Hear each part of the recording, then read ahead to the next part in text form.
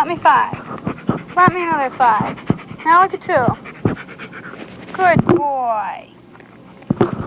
Most dogs aren't this well trained. That's why they have dog obedience classes on Wednesday nights at the United Church. That's what our next show is about. This is Sue Thomas. She teaches at Wilbraham United Church.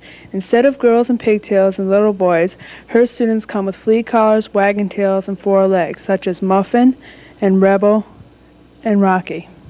What interested you in starting a dog obedience school? Well, first I started out training my own dogs, and I had one dog that was particularly hard to work with. So I had to go to someone to find out how to do it right, or I was going to have to give the dog up. And I went to a dog obedience school with a very good instructor, and he showed me how to train my own dog. And then he decided that I was good enough to help him out. And after helping him for several years, I decided to start my own school. How many weeks does it take the dog to go through the course? Well, it takes our 8 weeks for the beginner course and 8 weeks for our intermediate. And the beginner course deals with everything on leash. And then in the intermediate, we do the same things but off leash. And what are the basic steps that the dog learns through this course? Okay, the dog learns how to heel with its owner so that it doesn't pull them over when they're walking or charge after another dog if it sees one. It learns to come when it's called, how to stand and be touched, say by a veterinarian or a person just coming up to see the dog without moving, how to sit and stay and down stay in one position for extended periods of time. It's basically what we do. Okay, does this kind of business make a good profit? Are people really interested in training their dogs?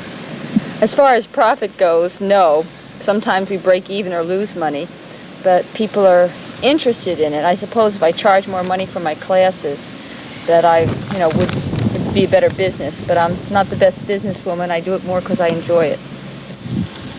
Does a dog have to be any special age to go into this course?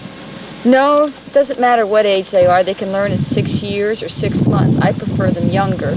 For the large breeds, I like to see them come to school about 4 months of age.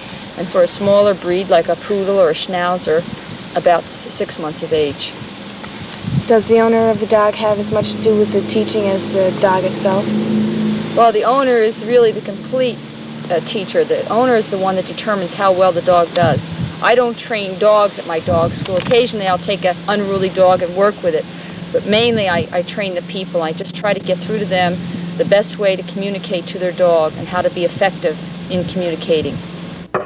Next, Sue showed us and told us about what she's done with her dog, Lance.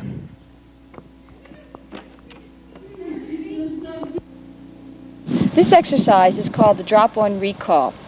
The purpose of this is to save your dog in a dangerous situation. Say you're calling your dog across the street and a car starts to come. You can stop the dog so he won't get hit by the car and then call him after the danger is past. There are other purposes possibly for this exercise than just a car hitting the dog.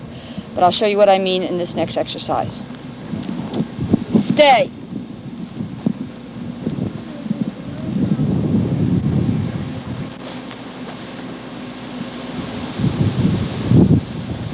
Lance, come. Down.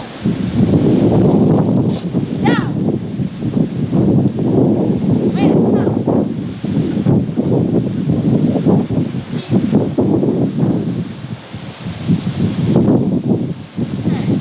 This exercise is called retrieve on the flat.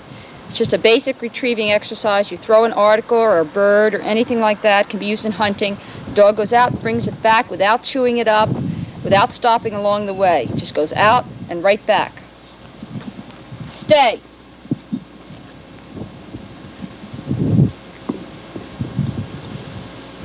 Fetch it.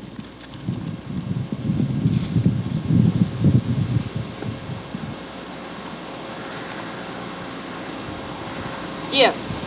Heel. This next exercise is called retrieve over the high jump. It's done the same way as on the flat, except the dog goes over a jump. This could again be used in a hunting situation where the dog had to make a retrieve over a stone wall, or any time that the dog must have to jump and retrieve. Stay. Fetch it.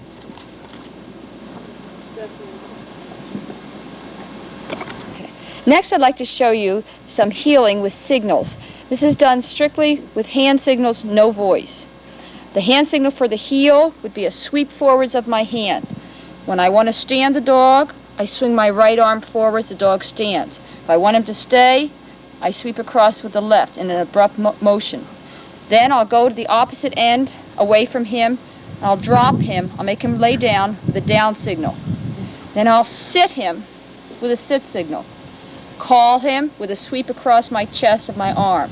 And then when I want him to go to heel position, I'll give a cut downwards, and he'll go around me to heel position. At no time will I talk to the dog.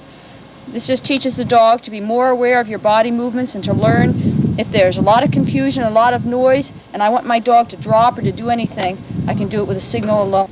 This exercise is called scent discrimination. The dog must identify the article with my scent on. I'm given 30 seconds to rub this and get some of my hand scent on it. Then you'll take it and you'll place it anywhere in those articles that are laid out there. The dog is not allowed to see. He's not allowed to peek and see where you place it. On my command, I'll send him to find the correct article. First, he'll do it with a metal article, and then I'll do it with a leather article. Okay. The usefulness of the scent discrimination exercise, which you just did, is that if you lose an article, I've lost my keys, or I've lost a pencil, or my wallet, or anything like that, you can send your dog to find it. If you're out in a field of high grass, you send your dog to find it, and he should be able to sniff out the area and find anything with your scent on it.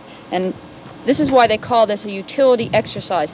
Right now, the scent discrimination and the gloves we're going to do next are utility exercises because it means they have a purpose. I'd like to tell you a little bit about Lance, the dog you just saw work. His official name is Sue Sir Lancelot, UD, NSD, RDV. That means he's a utility dog, the highest level of obedience titles. He's a retrieving dog, he's a novice shooting dog, and he's a versatility dog as given to him by his breed. He's been in retirement since 1975 and really hasn't done anything since then till today. In 1975, he was the #1 male Weimaraner in the country.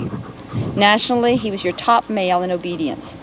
And in New England, he finished second for all breeds in the New England Top Dog competition. So he's done a lot of stuff for me, and he's really been a great dog. I've almost lost him twice due to torsion, gastric torsion. He nearly died twice, but we managed to pull him through it, and I just hope he stays around a few more. When we first met with Sue Thomas, we were a little surprised by how she sounded in the handling of her dogs. But after spending some time with her in her classes, we found her attitude was based on the love she has for dogs.